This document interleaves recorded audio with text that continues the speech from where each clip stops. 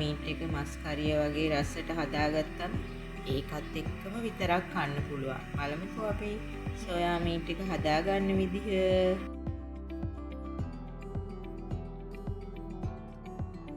හොඳට වතුර මිරිකලා soya meet එක මම මේ භාජනයට දාලා අරගෙන තියෙනවා. ඒකට අවශ්‍ය ප්‍රමාණයට ලුණු එකතු කරගන්න. ලුණු, ගම්මිරිස් කුඩු, කහ කුඩු, බෙදපු 3-5 මිරිස් කුඩු, සෝයා මීට් එක අනා ගන්න. හොඳින් කලවම් කරගන්න ඕනි. දැන් සෝයා මීට් එක හොඳට 3-5 මේ සෝයා මීට් එකට හොඳට කලවම් කරගන්න.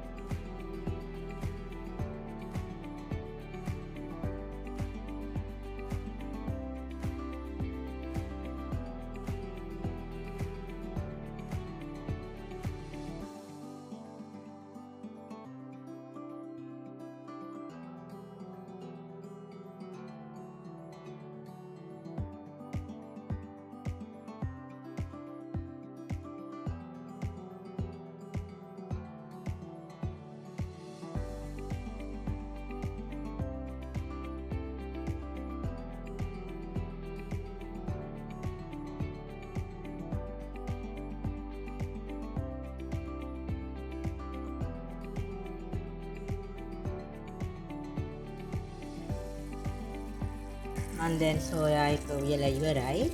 බලන්නකෝ මේකේ ලස්සන, හරිම ලස්සනයි. බලන්න චිකන් කරියක් වගේම රසට පාටට රසත් ඒ වගේමයි. මේ විදියට සෝයා කරියක් හදලා බලන්න. මේ විදියට හදන සෝයා මීට් එක ඔය කන්න බෑ කියන හැමෝම සෝයා මීට් එක විතරක් බත් කයි. බලන්නකෝ. ඇත්තටම හරිම රසයි. මේක හරිය සුවඳයි, රසයි. ඒ වගේම චිකන් ඕනේ නැහැ. මේක හදාගත්තාම චිකන් වගේම තියෙනවා. හරිම රසයි. ඕගොල්ලොත් මේ විදියට හදලා බලන්න. බලලා මට කමෙන්ට් එකක් දාලා සබ්ස්ක්‍රයිබ් කරන්න මාව. අපි බලමු එහෙනම් ඕගොල්ලෝ හදලා මට කමෙන්ට් එකක් දානකම් මම බලන් ඉන්නවා. thank you හැමෝටම සුබ දවසක්.